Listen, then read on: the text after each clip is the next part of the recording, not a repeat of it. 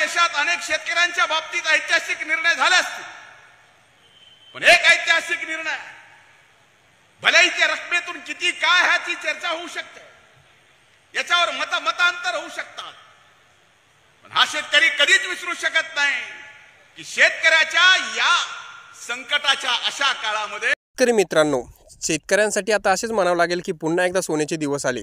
तर मित्रांनो, आपल्या राज्याचे कृषी मंत्री श्री धनंजय मुंडे साहेब यांनी मित्रांनो आता सविस्तर माहिती दिली, ती म्हणजे चक्रीवादळ, नुकसान भरपाई, जी आता गारपीट पडली त्या गारपीट, त्याचप्रमाणे जे आता शेतकऱ्यांचा समजा आपला दुष्काळ पडला दुष्काळ, त्याचप्रमाणे विविध अनुदानाबाबत आपल्या राज्याचे कृषी मंत्री श्री धनंजय मुंडे यांनी सांगितले की यामध्ये आम्ही किती महसूल मंडळांना आता ही रक्कम वाटप करणार आहोत, त्याचप्रमाणे ही रक्कम कोणत्या स्वरूपात आणि कशी मिळणार ही संपूर्ण माहिती पुढे त्यांनी व्हिडिओमध्ये सविस्तर दिली आहे।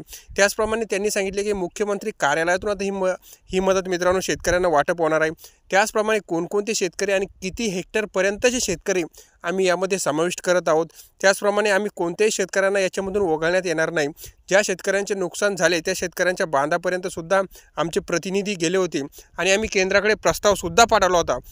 आता त्या सर्व शेतकऱ्यांचा आम्ही यामध्ये समावेश करून या शेतकऱ्यांना आम्ही आता सरसकट मदत करणार आहे। कोणत्याही शेतकऱ्याला आम्ही वाऱ्यावर सोडणार नाही। त्याचप्रमाणे कोणत्याही शेतकऱ्याचे ज्याचे ह्या शेतकऱ्याचे नुकसान झाले त्या शेतकऱ्यांना A to Z मदत ही मिळणार आहे। त्याचबरोबर कोणते शेतकरी हे पूर्वीपासून मराठवाडा असो का विदर्भ असो, ही कोणकोणत्या शेतकऱ्यांचा यामध्ये समाविष्ट आला ही संपूर्ण माहिती त्यांनी दिली आहे। चला तर मित्रांनो बघूया, परंतु त्याआधी जर नवीन असाल तर चॅनलला सबस्क्राईब करायला विसरू नका। चला, या देशाचे पंतप्रधान आदरणीय नरेंद्रभाई मोदींनी पीएम किसान सन्मान योजनेतून वर्षाला 6,000 रुपये देण्याचा निर्णय केला। भलेही रक्कम 6,000 असेल, पण आजही शेतकऱ्यांच्या साठी फिरत असताना कृषी मंत्री म्हणून ज्यावेळेस शेतकरी बांधवांना आम्ही विचारतो तर ते म्हणतात आमचे हे पैसे आमच्या खात्यावर आले, ते पीएम किसान सन्मान म्हणून ओळखले जात नाहीत, तर ते मोदींचे पैसे आले म्हणून तो शेतकरी चर्चा करतो। आणि अति अल्पभूधारक शेतकऱ्यांसाठी ती एक जीवन जगण्याची संधी आहे, संकट झेलण्याची संधी आहे, ती फार मोठी मदत शेतकऱ्यांसाठी नाही हे मान्य करतो, पण या योजनेला पूरक, या योजनेची प्रेरणा घेऊन तत्कालीन उपमुख्यमंत्री आणि या राज्याचे वित्त आणि नियोजन मंत्री म्हणून या राज्याचे माजी मुख्यमंत्री आदरणीय देवेंद्र भाऊ फडणवीसांनी याच योजनेची प्रेरणा घेऊन नमो शेतकरी सन्मान योजना या राज्यात आणली आणि 6,000 ते आणि 6,000 राज्याचे असे 12,000 वर्षाला शेतकऱ्याच्या खात्यावर देण्याचा निर्णय करण्यात आला। 97 लाख आपल्या राज्यातले पात्र शेतकरी आहेत। मला अभिमानानं सांगावं असं वाटतं की पहिला हप्ता या राज्याचा नमो शेतकरी सन्मान योजनेचा कृषी विभागाचा 85 लाख शेतकऱ्याच्या खात्यात जमा झाला आणि उर्वरित जे लाभार्थी पोर्टलवर दिसतात पण मिळत नाही, यांच्या KYC पासून सगळे विशेष ड्राईव्ह करून आम्ही येणारा दुसरा हप्ता सुद्धा 97 लाख शेतकऱ्यांपर्यंत पोहोचू, हा विश्वास मी या निमित्तानं देतो। आज या विदर्भाच्या मातीत येत असताना, या गोंडराजाच्या भूमीत येत असताना मला सांगायला अभिमान वाटतो। आज सकाळी एका FPOच्या मालकाने आमचं स्वागत केलं, एक निवेदन दिलं आणि निवेदन देताना सांगितलं की माझी FPO म्हणजे फार्मर प्रोड्युसर कंपनी, ज्या फार्मर प्रोड्युसर कंपनीचं टर्नओव्हर 50 कोटी आहे। मी सांगितलं की आपण काय काय करता, ते म्हणले आम्ही कापूस खरेदीपासून जिनिंग पासून प्रेसिंग पर्यंत करतो, सोयाबीनही करतो, हरभराही करतो, पण या FPOला स्मार्ट योजनेतून असेल नाही तर पंजाब नाही तर नानाजी देशमुख कृषी संजीवनी योजनेतून असेल, ज्या ठिकाणी या विदर्भाला आणि मराठवाड्याला ते मागासले म्हणून ओळखला जातात त्यांना कॅप लागायची की 50 FPO पेक्षा जास्त निधी द्यायचा नाही, आज सांगायला अभिमान वाटतो की अशा FPOची विदर्भ आणि मराठवाड्याची कॅप आपण काढली। आता मागल त्याला FPO द्यायचे आणि त्याला मदत करायचा निर्णय हा या ठिकाणी जागतिक बँकेने मान्य केला। ज्या जागतिक बँकेच्या निधीवर आज या ठिकाणी आपण हा कार्यक्रम राबवतो। योगायोग बघा, मला माहित नाही नियती काय, ज्या वेळेस जागतिक बँकेच्या समोर चर्चा करत होतो आणि केंद्र आणि जागतिक बँकेच्या संबंधामध्ये जे अधिकारी म्हणून काम करणारे सीईओ आहेत ते प्रवीण परदेशी आहेत. आमची बैठक झाली, जागतिक बँकेने हे मान्य केलं. पण मी म्हणलं की एवढा सगळ्या एफपीओ आपण करतोय, जाळं निर्माण करतोय, शेतकऱ्यांचं धान्य घेतोय, शेतकऱ्यांना योग्य भाव मिळाला पाहिजे, याच्यासाठी तुम्ही काय करणार? तर ते म्हणले, धनंजय मी तुला विश्वास देतो की 1 महिन्याच्या आत आपण कृषी विभाग म्हणून जागतिक बँकेसोबत बसत असताना या देशातील नामांकित अमेझॉन पासून, डीमार्ट पासून, पतंजली पासून, बिग बाजार पासून, नेचर बास्केट पासून जेवढ्या काही मोठ्या कंपन्या आहेत त्या सर्व कंपन्यांसोबत महाराष्ट्राचा हा कृषी विभाग शेतकऱ्याचा माल डायरेक्ट दिला जाईल आणि त्याला योग्य भाव मिळाला जाईल, याचा करार 29 तारखेला पहिली बैठक. आत्ताच फोन आला भाऊ, योगायोग बघा. म्हणजे तुमची आणि माझी प्रामाणिक शेतकऱ्यांच्या प्रती जी भावना आहे ती देवाने ऐकली आणि 29 तारीख बैठकीचा निर्णय झाला आणि त्या दिवशी हा निर्णय होणार आहे. अरे जग आज हातात आलाय. एका गॅजेटमध्ये जगाच्या सगळ्या गोष्टी आपल्याला लक्षात येतात. 5 वर्षाच्या हवामानाचा अंदाज आम्ही सांगू शकतो. एवढा टेक्निक जर पुढे गेला असेल तर माझ्यासारखा 21व्या शतकातला शेतकरी माझ्या शेतकऱ्याला पुढच्या वर्षामध्ये खरीप आणि रब्बी पिकाचे अंदाज सांगू शकत नाही, भावाचे, तर माझ्यासारखा करंटा मीच. म्हणून आपल्याला विश्वास देऊ इच्छितो की अनेक योजना देत असताना येणाऱ्या काळात तुम्ही पेरलेल्या आणि उगवल्यानंतर बाजारात येत असताना त्याचा भाव निश्चित काय असेल आणि यावर्षी काय पीक घेतला असेल, जसं हवामानाचा अंदाज दिला जातो तसा भावाचा अंदाज सुद्धा संबंध महाराष्ट्रात हे कृषी विभाग दिल्याशिवाय राहणार नाही. हा विश्वास या निमित्तानं आज देतो. आज हे कृती प्रदर्शन भरवलंय. भाऊंचा कार्यक्रम साधा सुद्धा नसतो. परवा दिवशी क्रीडाचा कार्यक्रम झाला, आज कृषीचा आहे. एक अधिकार किती असतो बघा.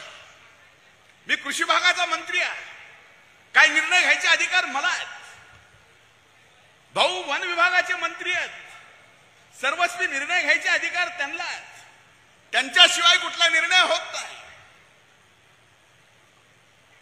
पण अधिकार असा वाटला पाहिजे की भले कृषी मंत्री धनंजय असला तर माझी एक इच्छा आहे की या चंद्रपूर जिल्ह्यामध्ये फळभाज्यांसाठी संशोधन केंद्र उभं राहायला पाहिजे. ते संशोधन केंद्राची मागणी भाऊनी करावी आणि एमसीआरच्या बैठकीत ती मी बघावी ना. मला त्यांनी तोंडी सांगितलं, माझ्या परस्पर अधिकारवाणीनं ते आपण मान्य केलं. आज 6 वाजेपर्यंत संध्याकाळी मी मंजुरी पत्र घेऊन आलो. मी व्हॉट्सअपवर दाखवलंय. त्याच्याशिवाय सुधीर भाऊला विश्वास बसत नाही. मला त्यांचा स्वभाव माहिती आहे. वित्त विभागाकडे पाहिलंय, संध्याकाळपर्यंत आपल्या या मागणी मान्य झालेली आहे. आणि चंद्रपूरला आजच्या या कृषी महोत्सवाच्या निमित्तानं भाऊंच्या साक्षीनं आणि या जिल्ह्यातल्या शेतकरी उत्पादक सर्वांच्या साक्षीनं सांगतो की अतिशय चांगलं आणि भव्य असा भाजीपाला संशोधन केंद्र या चंद्रपूर जिल्ह्याचं मंजूर झालंय. आणि भाऊ याला लागतील तेवढी पैसे मंजूर करून घेण्याची जबाबदारी माझी. कारण मी जेवढा जवळ भाऊच्या आहे तेवढाच दादांच्या पण आहे. म्हणजे सगळे भाऊ, ज्यांना ज्यांना भाऊ म्हणलं जातं ते सगळ्या, आणि जेवढ्यांना दादा म्हणलं जातं त्यांच्या पण आहे.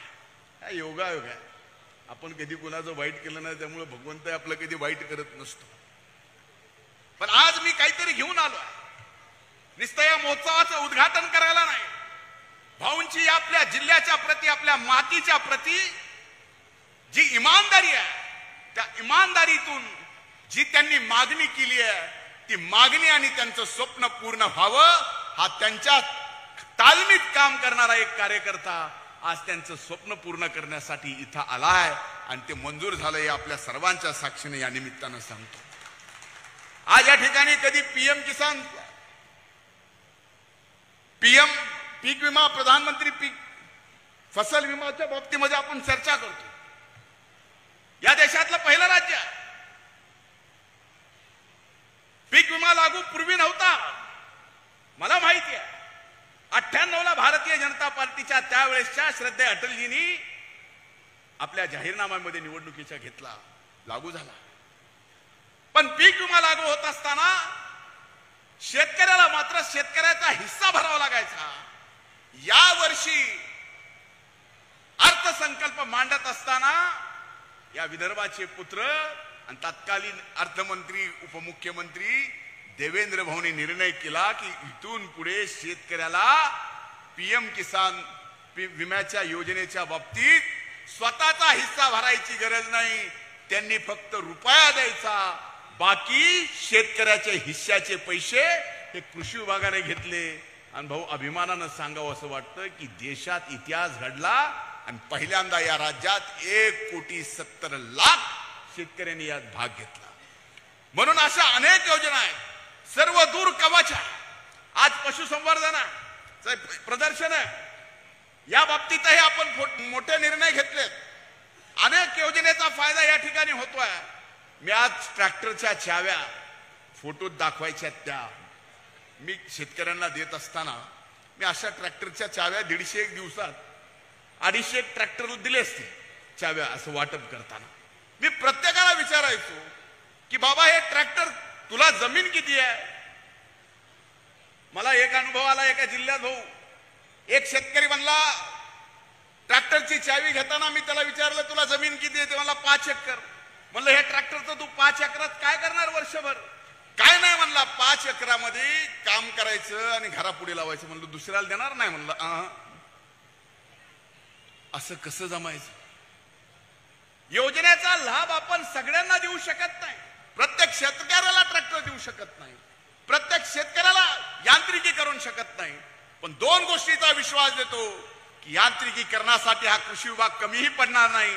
आणि इथून पुढचा काळ हा ट्रॅक्टरचा जरी असला, यांत्रिकीकरणाचा जरी असला तरी ड्रोन टेक्नॉलॉजीचा आहे.